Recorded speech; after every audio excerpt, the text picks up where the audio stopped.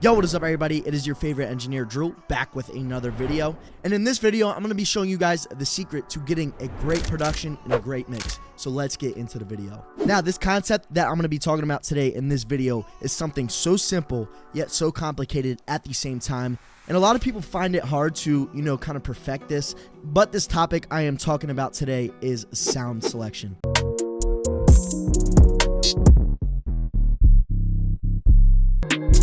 I'm going to be showing you resources I used and how I determine what kind of sounds good, together. This is a song I made the other day, and as you can see, we got a good amount of tracks here. So they are all audio files that I kind of just dragged in here. So let me play this beat for you guys so you can hear what this beat sounds like.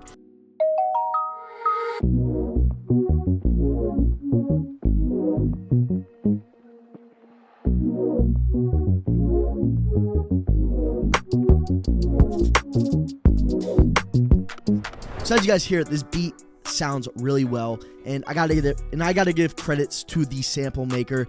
This sample is really insane. I did not make this sample myself. This sample really caught my ear just because of the way it sounded. It sounded nice and clean. This sample is actually from Splice. Actually, if you guys are looking for great samples, high quality samples that you can use in your song, whether it's melodies, bass lines, drums, they have everything, effects, pretty much anything you need, you could get on Splice.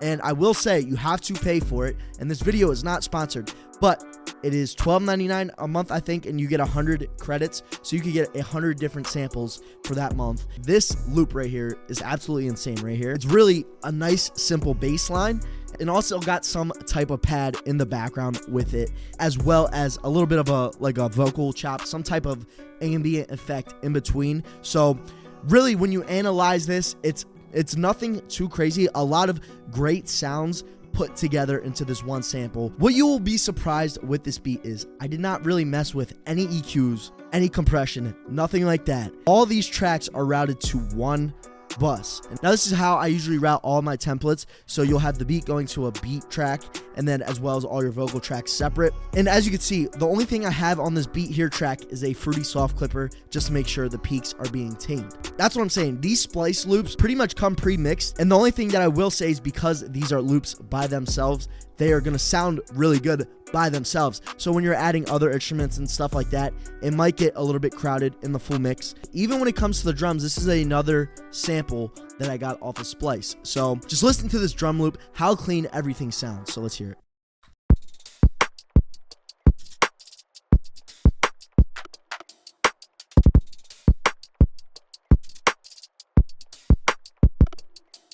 What you hear in this loop is very transient sounding drums. You're gonna hear that kick really punches, quick attack and quick release. Like it doesn't stay in for long. And also that snare slash clap, whatever you want to call it, is also very transient. So you're getting two punchy transients that really stand out in this drum loop. So this loop has a really nice balance to it, as well as a nice ambient texture in the background that really gives this drum loop some character.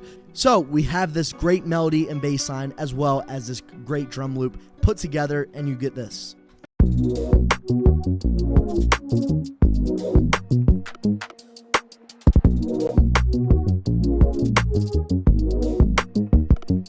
So something that's very important is kind of that clicky sound and kick. Super transient, it really pops out in the mix, as well as that snare that really stands out. Just a combination of this loop and these drums themselves sound amazing together.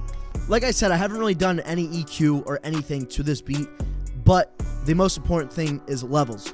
But as you can see with this vocal loop thing that I added in, also from Splice, I turned it down 8.1 decibel. Now the reason I did that was to give some space for the main melody to stand out, as well as my vocal to have room in the mix. So a very important thing is, if you are looking to create a full song out of your beats, is to leave room for the artist.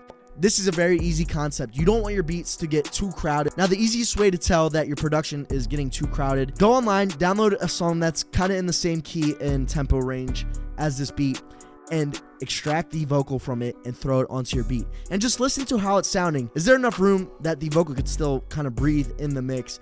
That is a good tip that you guys can use to make sure you have enough room for the vocal. I have this vocal loop right here.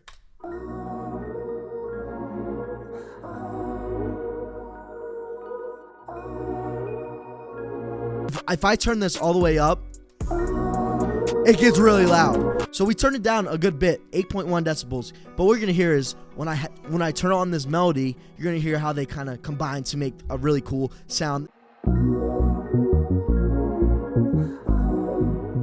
Leveling wise, I turned it down that 8 decibels so it's not overpowering the melody like this.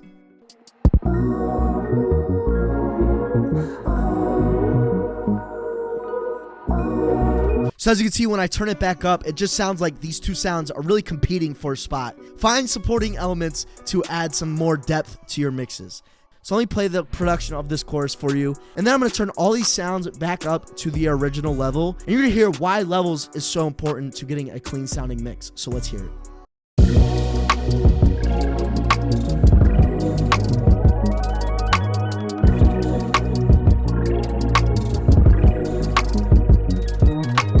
All right, so sounds great. Now what I'm gonna do is turn all these samples up, and you're gonna hear how much different that this beat's gonna sound, and it's not gonna sound as good. So let's do it.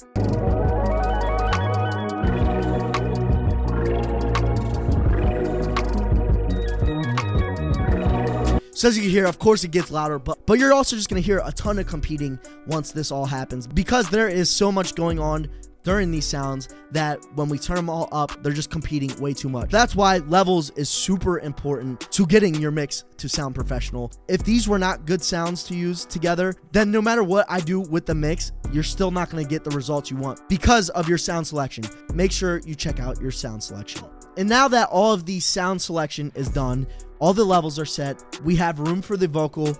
Now all you have to do is add in your vocal. Now the preset I'm using for this vocal is actually my custom vocal chain for the SM7B that you can get on my website. So if you're interested in copying this vocal preset, which comes with the ad-lib, comes with the dub tracks, comes with everything you need to record a professional sounding vocal, make sure you check out my website, drewchavis.com, and you could actually purchase 3 of my top selling templates for only $24.99. So if you're looking to get the highest quality templates for the price, make sure you go to my website.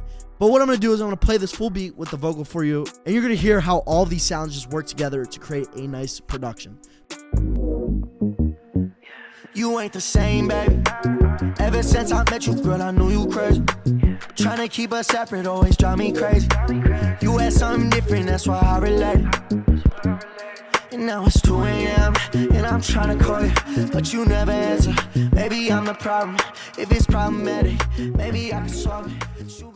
So as you heard right there, this whole beat with the vocals sounds amazing, and I used my template. So like I said, if you guys are interested, link in the description for this template. When I was mixing these vocals, it was super easy just because I had that amazing sounding beat. And what you're gonna notice is if I go to my mastering chain right here, Fruity Soft Clipper, Ozone 11. Only plugins I use to master, just because I was able to nail how I wanted this mix to sound. So the vocal was peaking around that 6 decibel level. Then the beat was peaking around 0 because I had that soft clipper. But like I said, since we had the sound characteristic we wanted, we didn't have to do too much with the EQ. We didn't have to do too much with compression or anything.